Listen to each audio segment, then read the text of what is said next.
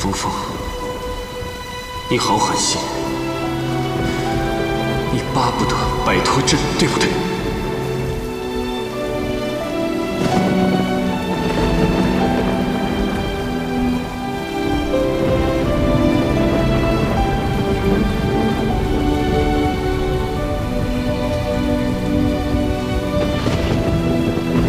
天地之间，朕究竟应该去哪里？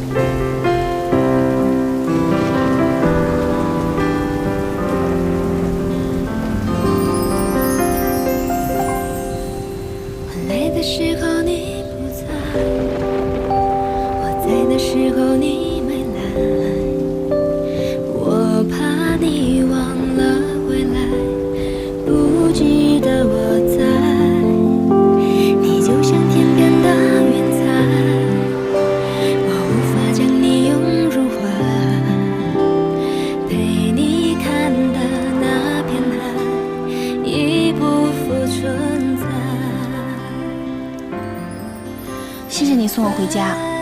我应该谢谢你，谢谢你陪我雨中散步。早点回家休息吧。你先回去吧。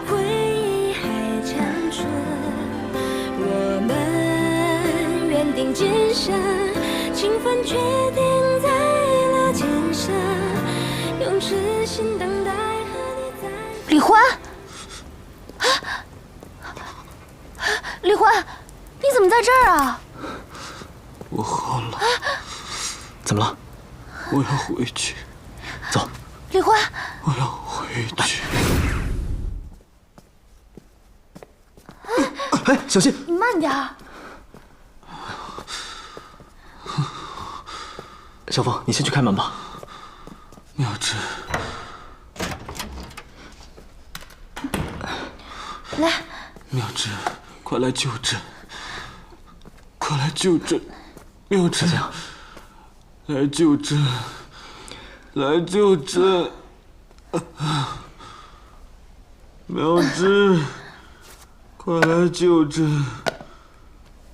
小凤，他到底是什么人啊？救朕！我表哥。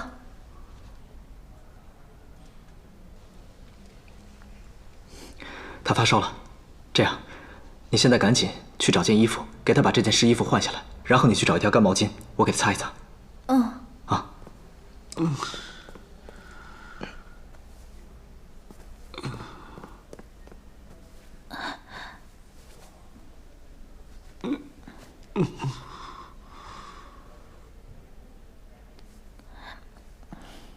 哎，家里有感冒药吗？没有。这样，你去把这个毛巾给湿一下，然后给它放在头上。啊。朕要回宫，朕要回宫。迦叶，你这阴僧！来了。朕要杀了你！给我。哦，给他把被子盖上吧。嗯。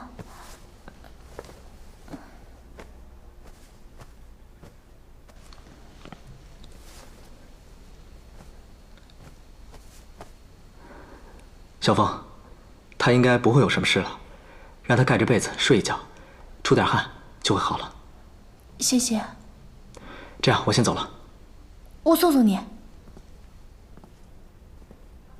小凤，我想问你一个问题，就是你哥为什么老称自己是朕呢？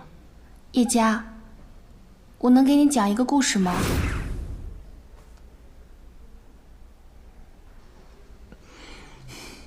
有一个女孩自己出门去旅游，在到达莲花山大天坑的那个地方的时候，突然有一股龙卷风把她卷入其中，通过时光隧道就回到了古代的皇宫中，稀里糊涂的就成为了皇上的妃子。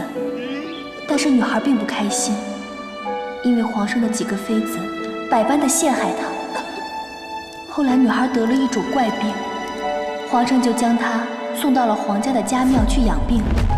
在家庙中，女孩就遇到了一个和尚。那个和尚长得和你一样。在和尚的精心照顾下，女孩的病渐渐就康复了，并且也深深地爱上了和尚。于是这个女孩就给他做了一顿肉素斋，害和尚破了戒。尝尝我做的素斋。在一个雷雨交加的夜晚，女孩和和尚终于发生了肌肤之亲。后来女孩告诉和尚，自己是从现代穿越到了古代，她很想回家。和尚曾在一本经书上看过有关多维宇宙的记载，他为了能让女孩回到现代，独自一个人去寻找通往现代的通道。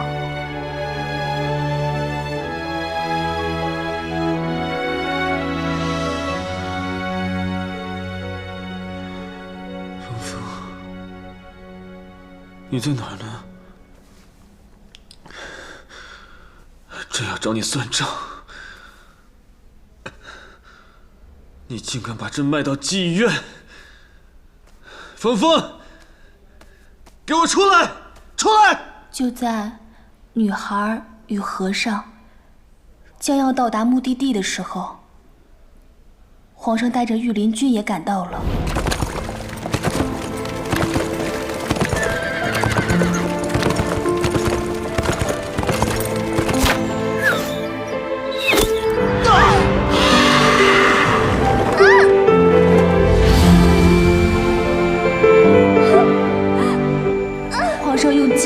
刺向了和尚的胸口，女孩似乎听到了和尚骨肉分裂的声音。突然间，天空乌云密布，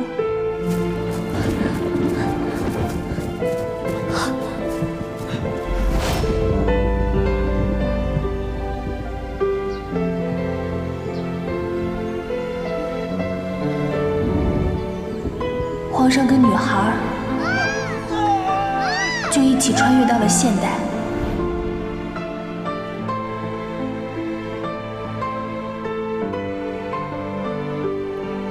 迦叶，迦叶，啊，对不起，叶家，我叫错了。那然后呢？没有然后了。